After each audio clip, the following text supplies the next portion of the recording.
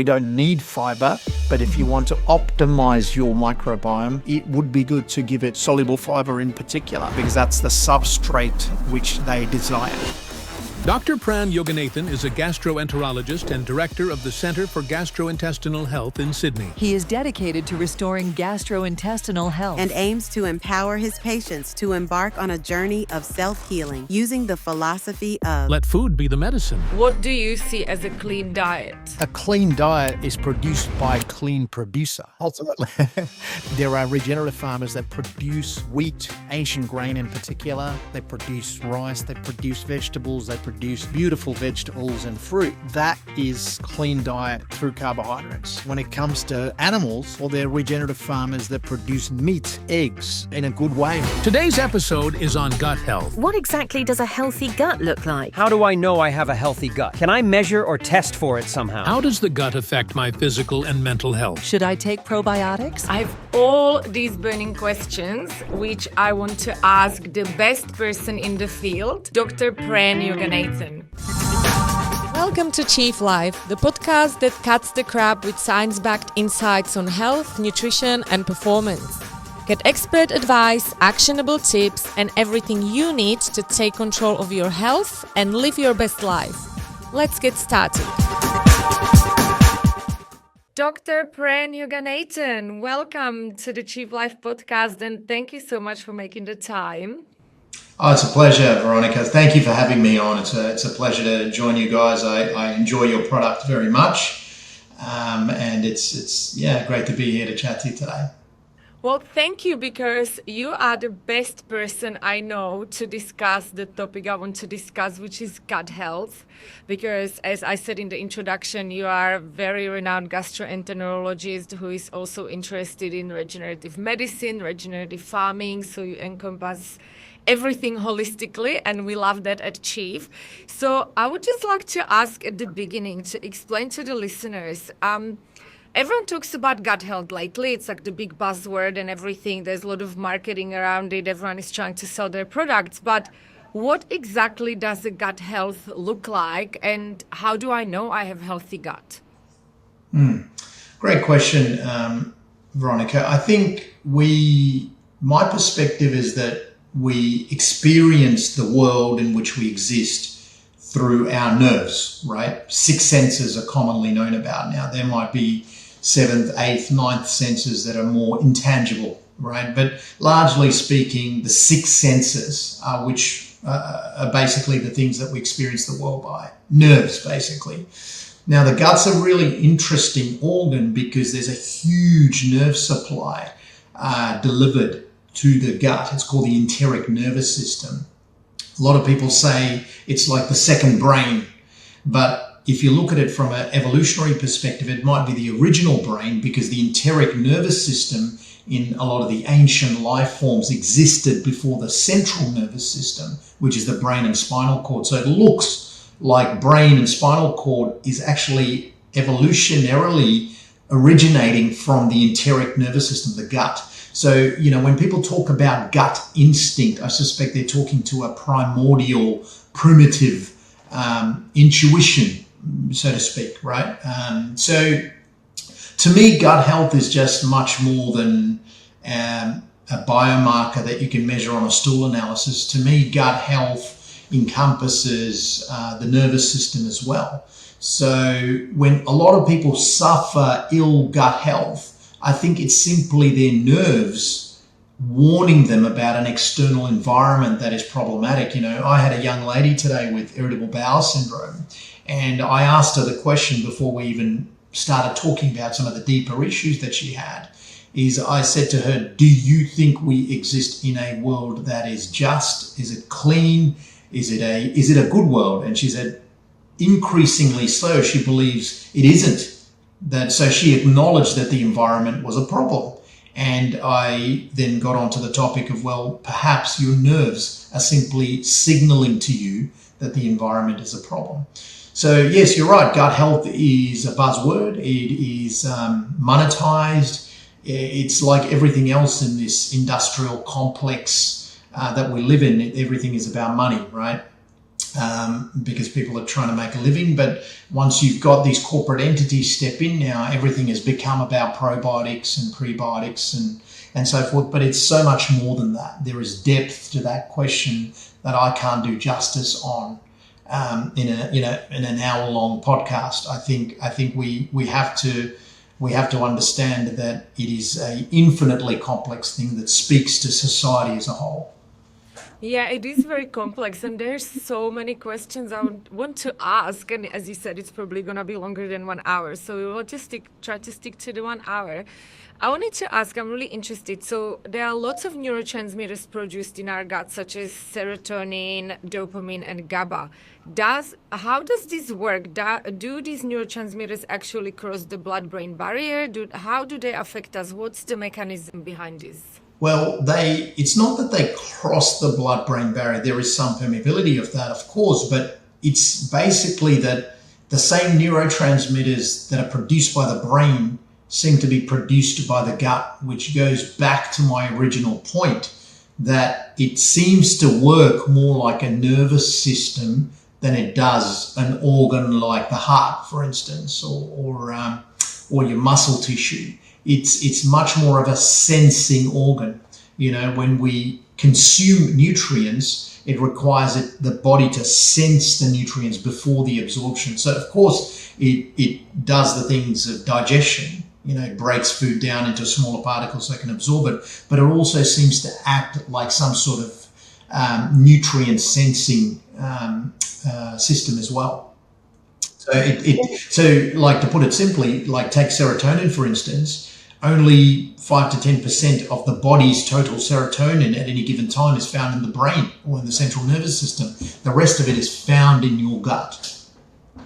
Okay, so what does the serotonin in the gut do? Well, it serves multiple functions. Obviously, it helps with things like peristalsis, it helps with movement of the gut and various other functions. There's probably things that it does within the gut that we are not even aware of. There's sensations that people feel within the gut. It probably contributes to as well. But largely speaking, it's the gut's way of communicating with itself. And that's what neurotransmitters are. It's a modality of communication. Okay. And so our diet probably has got one of the highest impacts on our gut microbiome. And when it comes to diet, what is your stance on things like seed oils, herbicide and pesticides, non-organic produce? Do you think it has very big impact on our gut health and gut microbiome, or do you think we shouldn't worry? Because there's two schools of thoughts. Yeah, look, there's always two schools of thought, right? Like that's the polarity. You've got one end and then you've got another end, and then the seesaw just swings wildly, right? And so no one's ever in the middle. And the answer is probably somewhere in the middle. I see seed oils getting blamed for a lot. Reality is we've been using seed oils for thousands of years. It's a product that we've used, mankind being innovative. We find ways to access calories and taste out of various things in nature. We mold nature to work according to us. I don't think it is so much the seed oils as it is industrial farming, right? The way that seed oils have to be produced, the way that wheat has to be produced, the way that soy has to be produced. And let's be honest, some of the way meat is produced, especially pork and chicken, Tasmanian salmon, is also atrocious. So it all comes down to production methods and how things are being produced. And anything that is mass produced for this productivist system for mass consumption without awareness of what we're doing is always going to lead to disease. So for me, I don't get caught in the diet wars, Veronica. My stance on this. I'm a big believer that the answer, when you've got these polarities swinging wildly, is always somewhere in the middle. And that's evidenced in what we are. We're clearly an omnivorous primate. We were hunter-gatherers, big game hunters. We were scavengers, and then in the last 10,000 years, we've been farmers, farming both animals and crops. We're such a adaptable species, so I don't classify us in one category, because I think it does a disservice to our adaptability and innovative nature. But I tend to take the approach that anything built by systems of money that are corrupt, that give rise to corporate medicine, corporate farming, corporate whatever, is always going to unfortunately lead to problems down the track. Yeah, I 100% agree. That's such a good explanation. The next question I have about this, which is also a very big buzzword and also two different schools of thought. Do we need fiber? Do we actually need it? And can we be healthy without it? It's very confusing for everyone out there. Okay, let's see if we can answer this in a way that is all-encompassing, with all due respect to everyone out there. It's anyone can become an expert, on social media. All it takes is charisma, good looks maybe, right? And support from, that's right. Support from the algorithm, and bang, that message is propagated into the digital ether, right? So when someone like me, who is really not ideologically based, says, well, what is fibre? Let's talk a little bit about it. I hope people can sit up and actually take notice. Fibre can be separated into two things: insoluble and soluble fibre. Fibre is essentially a carbohydrate, okay? Some carbohydrates are very easy to break down. Starch, for instance, found in white rice and potatoes and so forth, very easy. We break it down using amylase, which is an enzyme which we have in our mouth and our mid-gut. We absorb it straight away. But fibres, such as soluble fibre and insoluble fibre, are not necessarily broken down by those enzymes. And those things go past the small bowel into the large intestine, okay? Once it's into the large intestine, now that is the domain of these things we call our gut microbiome, right? So just a little bit on the gut microbiome. If we take Veronica, who's, I don't know how much you weigh, Veronica. How much do you weigh? 52. 52 kilograms, okay? So we take Veronica, who's 52 kilograms, I would say she's probably made up of 30 trillion Veronica cells, hair cells, muscle cells, skin cells, etc. She's probably made up in the hindgut, in the colon in particular, of about 50 trillion bacterial and fungal species. So who is Veronica really? Is she Veronica, or is she a symbiotic organism? And the answer is, it is symbiotic. I mean, our bodies are made up of smaller beings, and yourself with your genetic code and your cells in combination with these microorganisms form your body. You cannot exist without them, right? And people talk about cleanliness and not having bugs. That's a joke to me, because we're literally made up of bacteria, viruses, and fungi. Now, that going back to the microbiome, once the fibre enters the colon, the large intestine, now that is the domain of the microbiome. Okay, the microbiome work on that.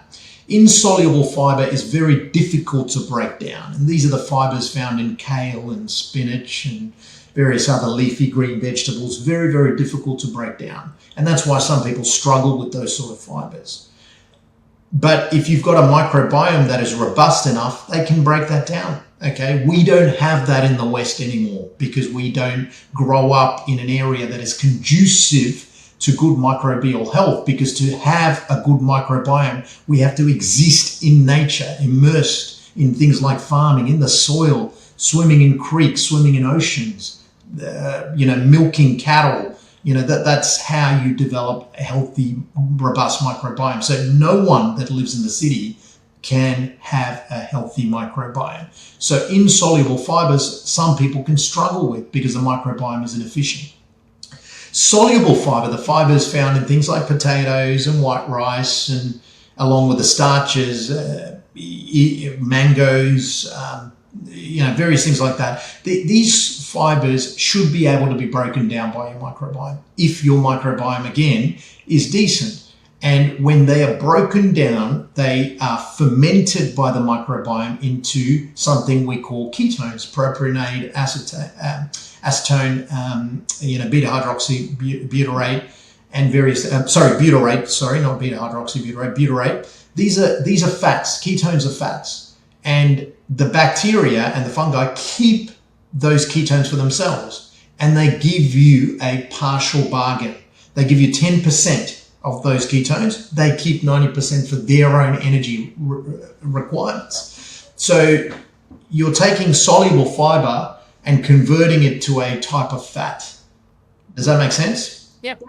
But you're feeding your microbiome. And the microbiome is critical. We've just agreed on that. Microbiome is important because we need to feed them. We need to feed them. So when people ask me the question of do we need fiber? No, we don't need fiber. But if you want to optimize your microbiome, it would be good to give it some soluble fiber in particular, because that's the substrate which they desire.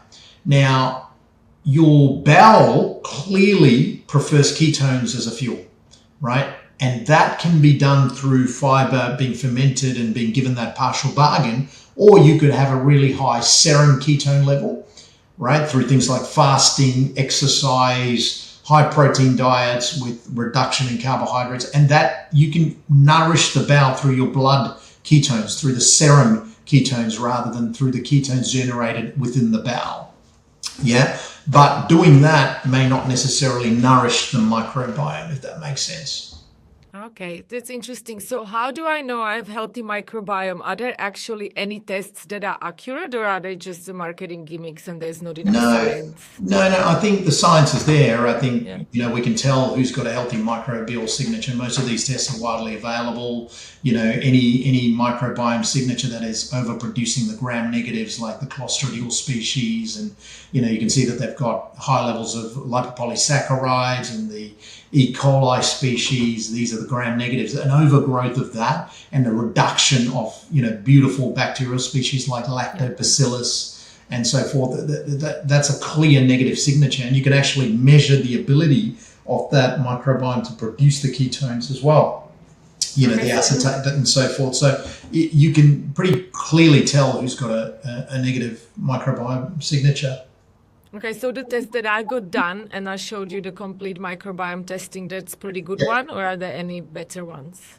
No, they're all pretty good. There's no specific brand that I support or adhere to at this point in time. I didn't mean brand, I just thought like a style of testing. Oh, the style of testing, that was fine. Yeah, that was fine. Okay, that's good to know. So the next question I have is on antibiotics and probiotics. So how long does it take to recover gut after antibiotics? And is it true that if you take just random probiotics, you can actually delay the recovery, and that it might be better to take fermented foods instead of just like unprescribed probiotic supplement? It depends on your baseline, Veronica. Like if you're a kid that was hammered with 30 courses of antibiotics by the time you're 5 years old, you're going to have a very, very, you're going to have a lack of resilience, of your gut microbiome. So when there's a lack of resilience, it means that small things like a course of antibiotics or picking up barley belly or something like that is just going to tip you over the edge. You take a kid that has grown up around, like say, for example, take someone from an Amish community, right, who's living very much immersed in nature, farming the old school way, consuming foods that are high in healthy bacterial species. You expose them to antibiotics, they won't have the same level of insult as someone who's grown up in the Western society. So that's what it ultimately comes down to, is not so much a black or white situation. It comes down to the individual and the surrounding area in which they've grown up, Yeah, so individual. And so what would you recommend to people when they do take course of antibiotics? Should they go and just buy a random probiotic at the chemist? Should they get prescribed probiotic, or should they eat fermented foods? What would be the best That's a great question. strategy? Yeah, it's a great question. Firstly, the question to ask yourself as a person taking an antibiotic is this antibiotic warranted, right? So have I got a viral infection that I'm being given antibiotics for, right? Because a lot of times that's inappropriate. People go to a doctor and sometimes they can be inappropriately prescribed antibiotics. And that's a sad reality of it. Antibiotics are overused. That's not controversial. That is highly prevalent, highly pertinent topic in this modern era. We think we are overusing antibiotics, okay? So first thing is, are those antibiotics warranted, okay? Second thing is, are they a broad spectrum antibiotic that's going to wipe out everything, And if that is the case, I always think it's a great idea to eat clean, right? In the sense that maybe rest the gut a bit. So things that are very, very high in fibre, as the microbiome is being compromised, you might struggle with, right? So even things like sauerkraut and so forth, these are pre-fermented fibres containing good strains of bacteria. But if your lower gut's taken a bit of a pounding from antibiotics, you might want to introduce these things slowly as opposed to immediately. My perspective has always been just eat a really nutrient-dense, clean way of eating. Don't overdo the alcohol when you're going through antibiotics and so forth. And then slowly reintroduce the healthy fibres and the fermented foods. But it's like anything else, Veronica. If someone's got a bad knee, you wouldn't run on it, right? Yeah. And that's what I teach people with that have got a negative microbiome signature or what we call dysbiosis, a microbiome that's not so healthy. You wouldn't hammer that colon with heaps of insoluble or soluble fibre because they don't have that capacity. You've got to slowly coax it back into health. And one of the most important things we can do is eliminate foods or minimize foods that have a high glyphosate residue in them. And that's why a lot of people feel better when they cut out the foods that are farmed through these monocrop systems like wheat. Wheat's the big one. Because the glyphosate in itself, the regulator believes that they don't cause any issues to human cells, but they're actually a weak antibiotic. So if 70% of your calories is coming through grain, which is most of Australia, you're likely to be getting trace elements of glyphosate being ingested, and that's a weak antibiotic, which then affects the microbiome signature over time. And I think that's a big way in which dysbiosis in the modern world is happening. It's not just a one-step formula where we're cut away from nature. That's a huge part of it. But the second thing is this low-grade exposure to things like glyphosate. Interesting. Oh my God, so many questions now. So do you think that people have, because in this day and age, people have so many food intolerances, sensitivities, allergies. Do you think it's because the diet is so much grain-based and because the grains are full of glyphosate, or is there any other significant reason? You've got to look at things in a philosophical perspective. We've just taken from Mother Nature, just kept taking. She's kept giving. The farms have been stripped of their vitality, stripped of the soil. We've pumped that with nitrogen-based fertilizers and kept going. And we've just taken from the Great Mother. And then at some point, the Great Mother turns around and asks for those debts to be repaid. So when we see so much disease, we have to wonder whether that is the debts of the Great Mother that she's coming for. And I suspect that is what is going on, Veronica. I think we've reached a point now where these productivist systems of farming and corporate agriculture, driven by corporate systems of food distribution through these big supermarket chains, the great duopoly that we're all aware of, has driven it's a massive, when you really consider it, it's a spiritual injury on the species. It's more to it than just diet and water. It's we are no longer in alignment with nature, and nature is not something that's optional. Like you see people in the city say, well, we're going to spend the weekend being in nature. well, it doesn't work like that. You are nature. You are fundamentally made of water.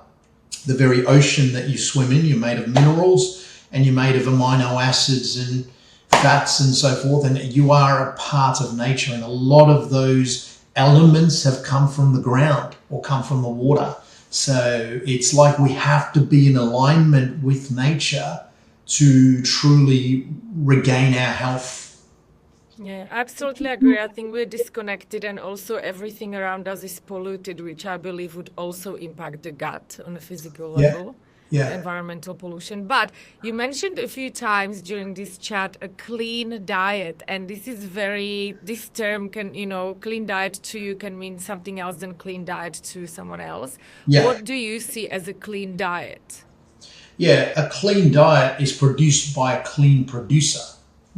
That's ultimately what it comes down to. It's like, okay, you take the 3 macros, for instance, okay? Let's take carbohydrate. I've got a very close, connection with a lot of regenerative farmers. There are regenerative farmers that produce wheat, ancient grain in particular. They produce things like rice. They produce vegetables. They produce beautiful vegetables and fruit.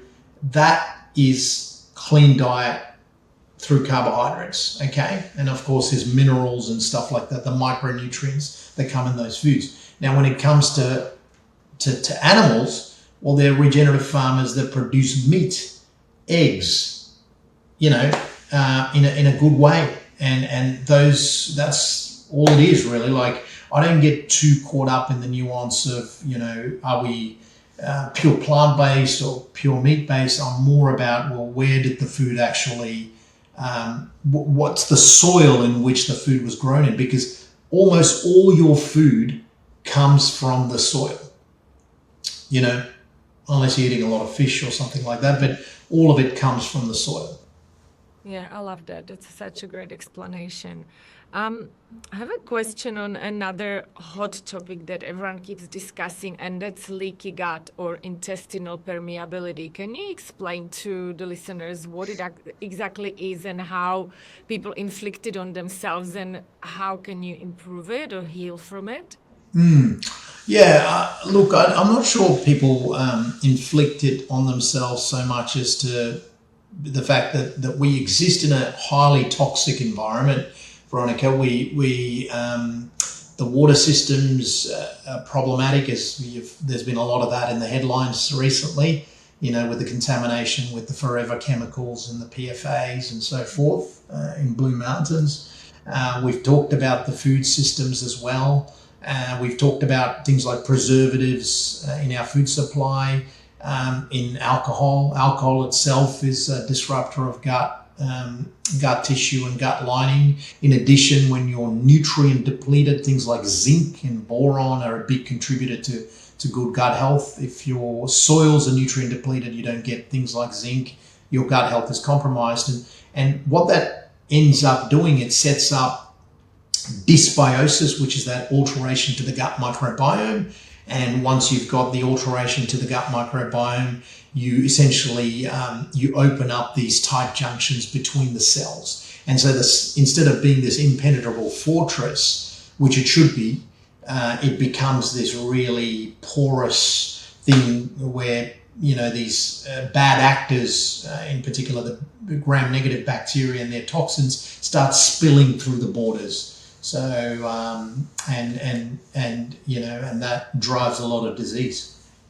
Yeah, interesting. And so the best way to heal from it would be, again, the clean diet, as you just said. It's really kind of respecting what your temple is, right? Like the temple is fundamentally the body, and the body comes from nature. It's realignment rather than disconnection, which we've unfortunately come to accept as the new norm. Yeah. And you mentioned at the start that you had a patient with IBS, so irritable bowel syndrome. I believe that's like a lot of your work is around that. Could you explain to us what actually irritable bowel syndrome is and how can you heal from that? Yeah, sure. Irritable bowel syndrome to me is interesting. It's a wastebasket where many different things are thrown in there. If there's a structural problem not discovered, it's thrown into IBS, irritable bowel syndrome. IBS is what the abbreviations are. But we now know that there is some deeper things at play. We've spoken about things like bacteria, things that we can't see. A lot of those patients with dysbiosis are classified as having IBS. So I don't use the term IBS with my patients. I teach them that they've got a sensitive nervous system, and the nervous system is interpreting an external environment that is problematic. I talk to them about food systems that are problematic. I talk to them about water systems. I talk to them about interpersonal relationships, a lack of exercise, disconnection from nature, disconnection from sun, things like low vitamin D drive or leaky gut, because vitamin D is an essential part of holding the gut together. It's so interesting when you simplify everything and get away from the reductionistic science aspect of it and bring it down to, we just simplify it back to nature. Well, everything kind of improves in that regard. Yeah, amazing. And what do you think about using hypnotherapy for IBS? Because I've been reading a lot about it and it seems to be a little bit hyped up. Do you think that works? Yeah, hypnotherapy is interesting. I think hypnotherapy is an acknowledgement that we are more than our body, that our consciousness is more fundamental than the body. You look at the research around things like near-death experiences, and it's quite clear that our consciousness seems to function independent of our body. I mean, now we're starting to enter what is a metaphysical territory. But hypnotherapy takes you back to that. It teaches you that we are more than our body. It allows introspection, right? And so for me, I believe that's more conditioning of the nerves to heal more of a spiritual scar, if that makes, or a spiritual wound. It may allow you to tolerate the symptoms more, but it still doesn't take away from the fact that you're getting symptoms because you're immersed in an environment that is problematic. It might allow you to tolerate it or carry the burden better, but perhaps it doesn't take you away from the actual issue that was causing it. Because if someone's reacting to wheat and they don't have celiac disease, if they kept eating wheat but underwent hypnotherapy, which allowed them to carry those symptoms in a more stoic fashion, still doesn't take away from the fact that they're reacting to the wheat. Yeah. Yeah. Okay. So it depends what is the cause of the IBS, whether it's mental or Correct. physical. Yeah, correct.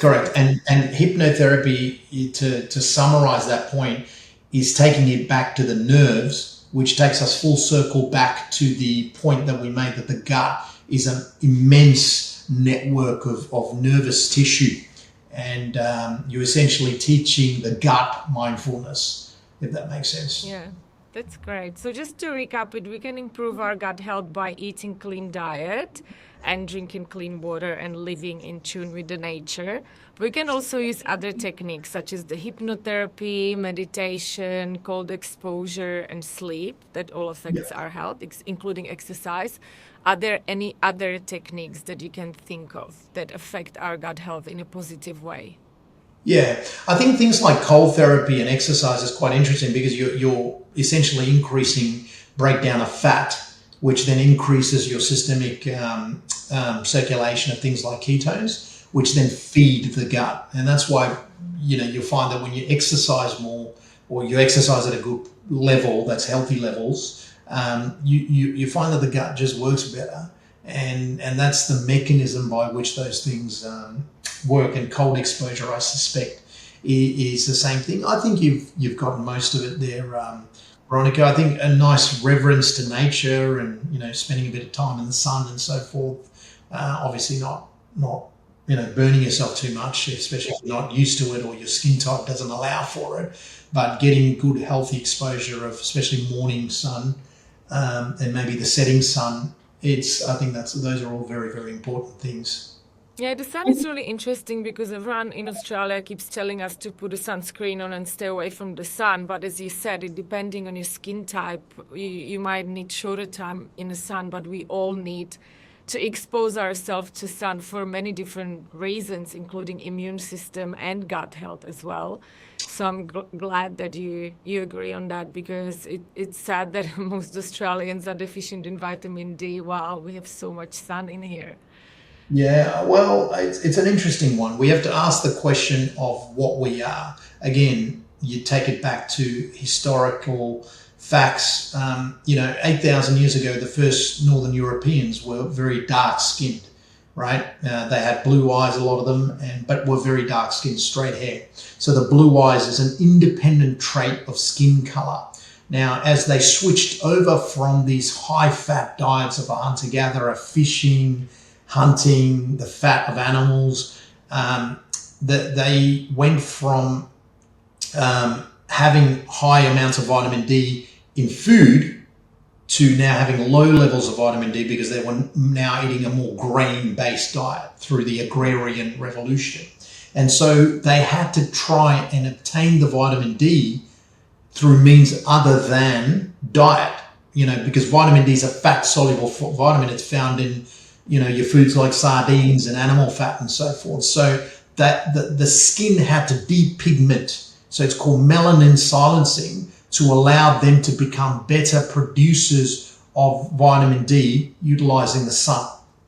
Okay, so that's how we started getting the different shades of color in our world. It's through that melanin silencing that occurred.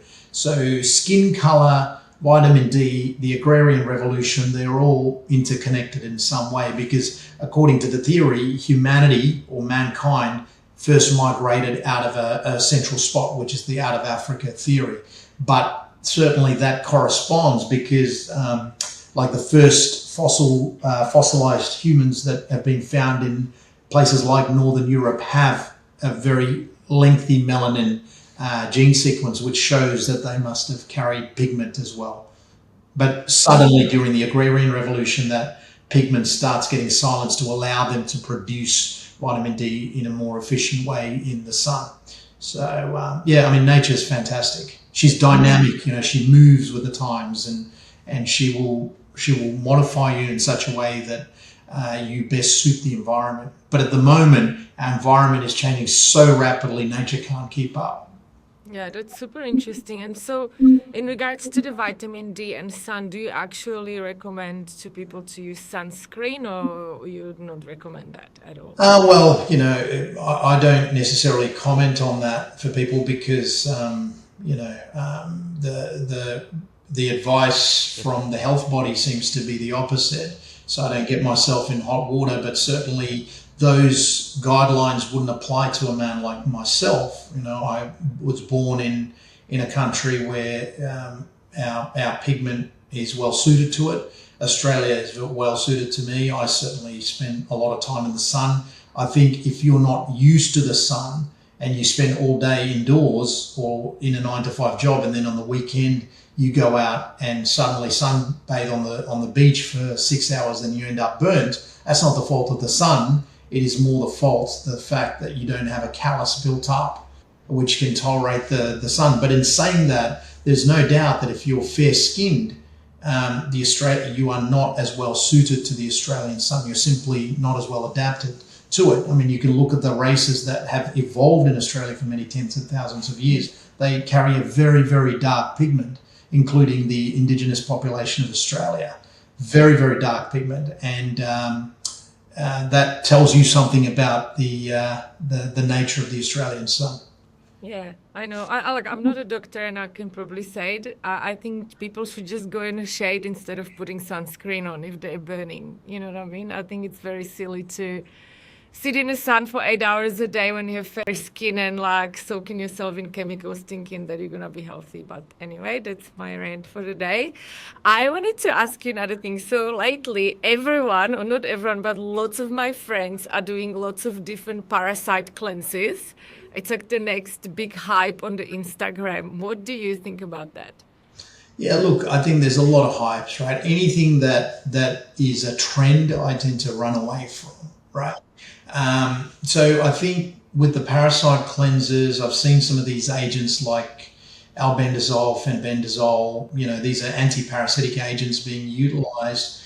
And I even see pictures of people holding up things that they claim to be parasites, but a lot of them are simply mucus strands, which are commonly produced by the bowel. Of course, a lot of people might anecdotally feel better because essentially those drugs have an influence on the microbiome, because remember, the microbiome is made up of fungal elements as well.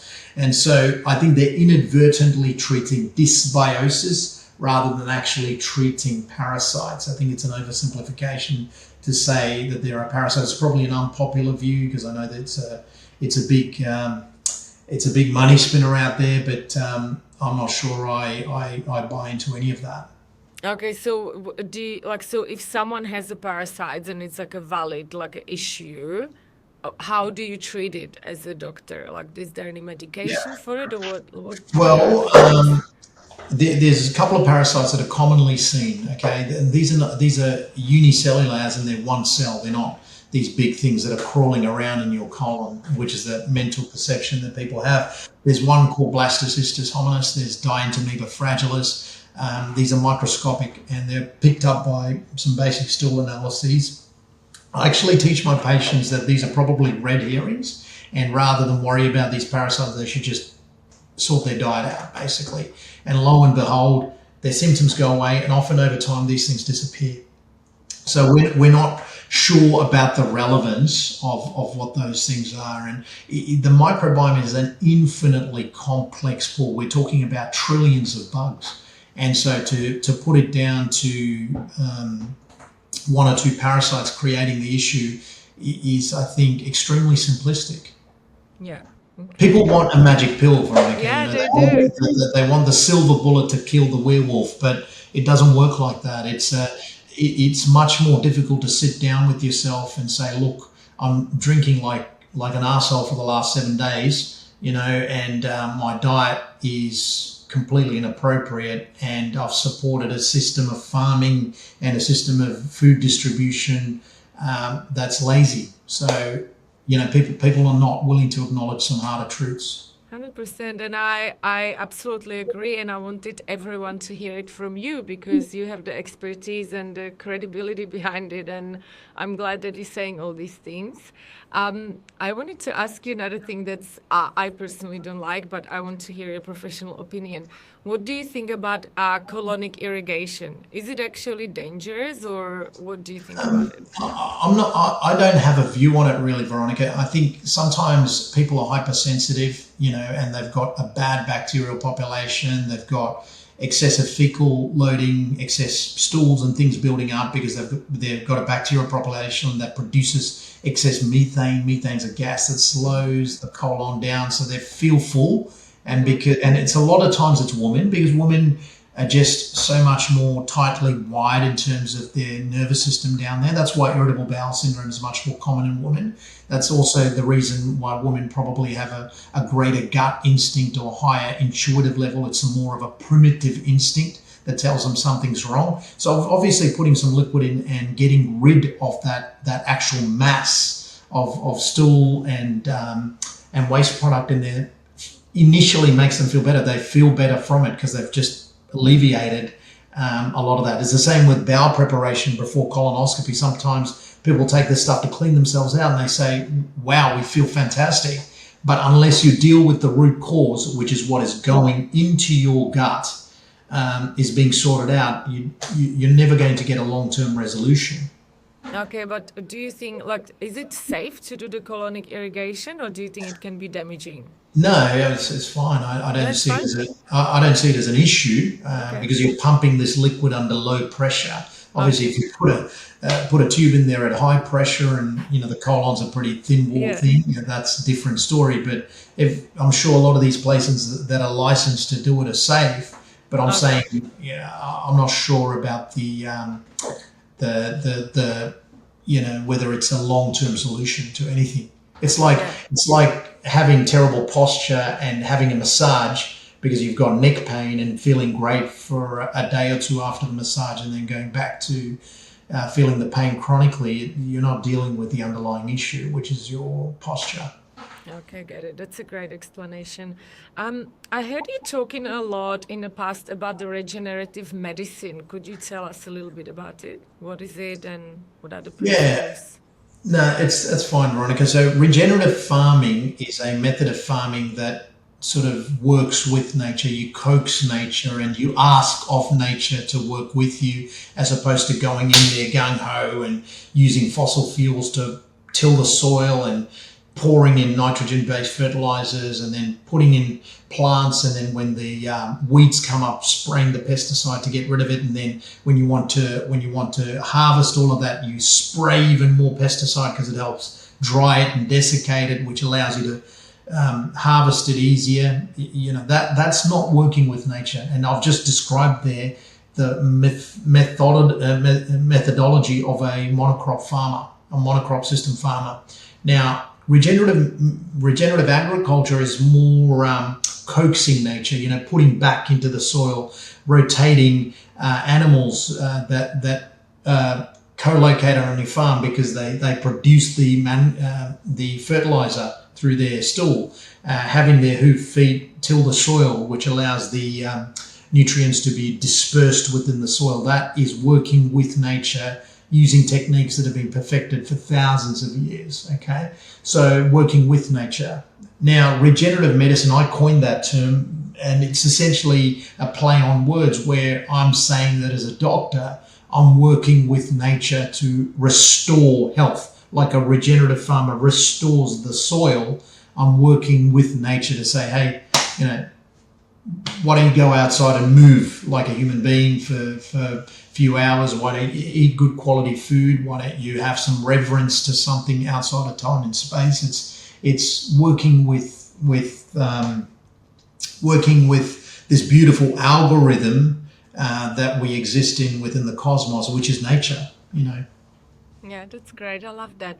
And so, obviously, you're a gastroenterologist and you're also a picture of fitness and health, physically and mentally. Could you tell us what roughly your diet is like every day? Like what type of foods do you eat? And Yeah, sure, Veronica. Yeah, look, I mean, I'm feeling my age a lot more. So, you know, obviously the body breaks down. I acknowledge that. There's a lot more greys in my beard than there used to be, and time has its way with you. You know, so I acknowledge that I will age, and part of the age is the breakdown process. A very humbling time, actually, for a man who's lived his life, you know, reveling in my youth. To actually break down is a humbling moment. So I think you can age gracefully too, right? So I don't hope to hold on to youth forever. However, I will try and maximize my body as best I can so I can navigate time and space to the best of my ability. The way I do that is I make sure that I have good amounts of protein. I believe protein is the most important macronutrient you can get. There are ways you can get protein. Animal-based protein, I believe, is easier to digest. It is easier for us to break down and assimilate with us. It's a more complete amino acid profile, as opposed to things that might be plant-based proteins like lentils and chickpeas and so forth. Because of the way these things are farmed nowadays as well, they're less tolerated by people. They're genetically modified variety. So there is a difference between animal and plant protein. So for me, I prefer animal-based protein. And I think things like wild-caught meats like deer and goat, grass-fed finished beef, these are all healthy sources of protein. Chicken and pork I tend to stay clear of because of the heavy grain feeding and the battery farming strategies that are introduced into it. Now, with regards to eggs, I eat a lot of eggs because I think they're a great source of fats, proteins, and other minerals and nutrients. Now, we have our own chickens. We feed them good quality food and thus produce good quality eggs. So it's nice to be able to look after your own animals as well. Sometimes they require a lot of care. They're very fragile creatures. The fox get to them all the time. Sometimes the dogs get to them, but we show them love and you know, they're part of the family. So again, that is kind of coexisting with nature. Fats, I tend to, whatever my protein source is, I aim that it brings along the fats. So often if you're eating good quality meat or eggs or fish, the fats generally follow. Okay.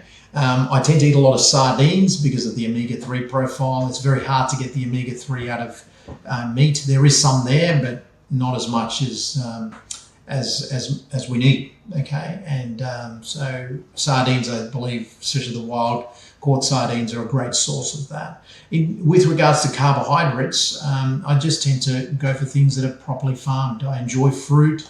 I don't overdo fruit because excessive fruit consumption can, especially if you don't have the activity levels to burn it off, can result in fat storage. And I work a busy job, so I don't get the amount of time needed to exercise as I would like. Thus, I minimise my fruit intake, but I enjoy fruit, seasonally in particular.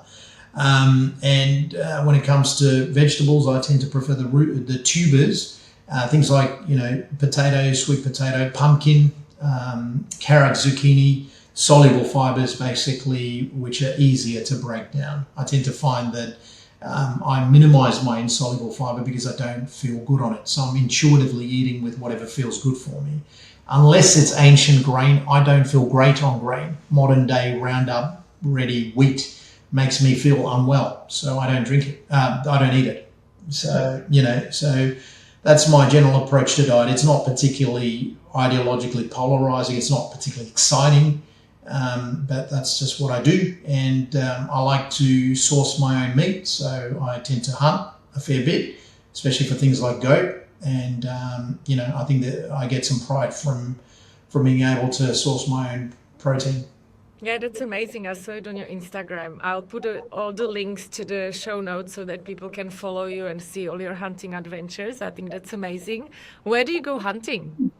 It's on my farm, Veronica. So I've got a farm up north near Armidale, New England region. It's God's country, great cattle country, very rough. But, we run a few head of cattle there, and I'm learning a lot all the time. I'm not naturally a farmer, or I wasn't born into farming. It's not an intergenerational gift that was handed down, but I generally hunt on my farm, so we just clear what would be considered vermin, things like goats, which, we've got huge numbers of wild goats on our property, and, so it's great to be able to own that land and exist outside the four walls of the city. That's amazing. So I have last two questions, which I ask everyone. Question number one is, if you only could give everyone one health advice, what would that be? And question two, what's your favorite book and why? Great question, Veronica. So one health advice I would give is pay your farmer, and source your food from people that are farming the right way. Source your food with a short supply chain. Otherwise, you're a slave to the pharmaceutical industry. That's what I tell most of my patients, my clients, and friends and family. In terms of books, I tend to gravitate towards the esoteric content. I really love Lord of the Rings and fantasy, anything that's to do with myth making. But if you want to talk about a book of morality, a book that introduces a lot of those esoteric elements, a book that introduces myth, I don't think we can go past the Holy Bible. I think that's a great book. Okay, interesting. Well, thank you so much for making the time. That was super educational, and I'm so glad that you finally had the time to come on, because I think everyone will learn a lot from this. So thank you very much. I will send some chief your way. Amazing. Thank you so much, Veronica. It's a pleasure to join you, and thank you for having me on, and keep making that product. It's a phenomenal product. Thank you. Have a good day. Thank you for listening. Let us know in the comments below what topics interest you, and don't forget to follow us.